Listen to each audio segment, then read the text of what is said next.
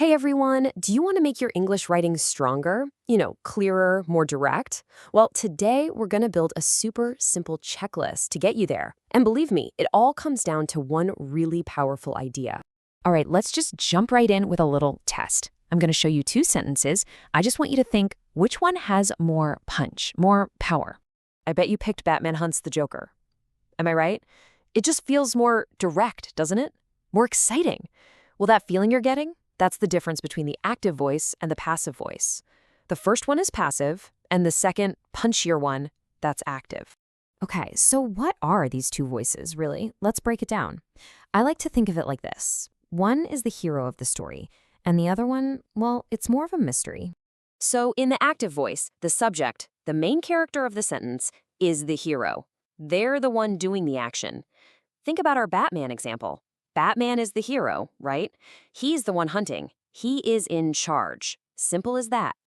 And what's really cool is that it follows this super simple, clear formula. You've got your subject, that's our hero, then the verb, the action, and then the object. Hero, action, target.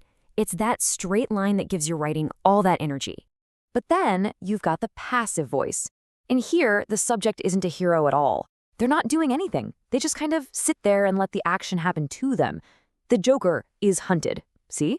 The Joker isn't doing any hunting. It's happening to him. And it leaves you wondering, well, who's actually doing it? It's a bit of a mystery. Okay, so this is the big question, right?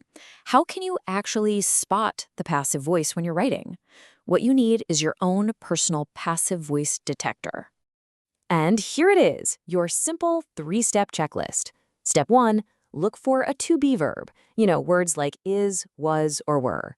Step 2, see if there's an action word right after it, usually one that ends in ed. And step 3, the biggest giveaway of all, look for the word by. These combinations are like giant, flashing red lights. The moment you see is hunted, was controlled, or were eaten, your passive voice detector should be going crazy. Beep, beep, beep. It's the classic sign that your subject is just getting the action done to it. All right, so your detector went off, you found a passive sentence. Now what? How do we fix it? How do we flip it and make it strong and active? It's actually a really simple 2-step fix. First, just ask yourself, okay, who is really doing the action here? Find the hero of the sentence. Then, for step 2, you just take that hero and put him right at the beginning. Make them the star of the show, the new subject. Let's try it out. Here we have, the dog is found by the owner. Who's doing the finding? The owner, right? So we just grab the owner, stick him at the front, and voila. The owner finds the dog. It's so much clearer, isn't it? Let's do another one. Linguini is controlled by Remy. Who's pulling the strings here? It's Remy. So we flip it around, and now it says, Remy controls Linguini. Bam! You can literally feel that energy shift. The sentence is all about Remy's action now. But, wait a second. Hold on. Does this mean the passive voice is always bad? That we should just get rid of it completely? Nope, not at all.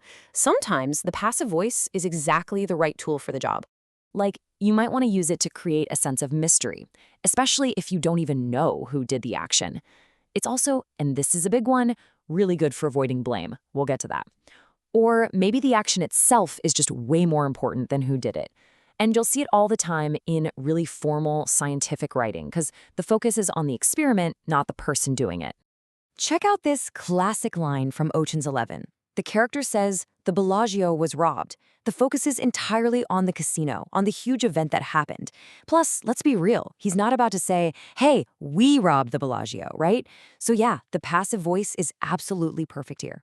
So let's bring it all home with our final checklist. To make your writing punchier, number 1, spot the passive voice. Look for those clues, is, was, by. And number 2, flip it. Put the doer, the hero, right back at the start where they belong. And I want to leave you with a little something to think about. You hear it all the time from politicians, right? Mistakes were made. Now, based on everything we just talked about, why do they say that? Why is that passive phrase so popular and in some weird way maybe even more powerful than just admitting I made mistakes? It really shows you choosing the right voice is a powerful tool.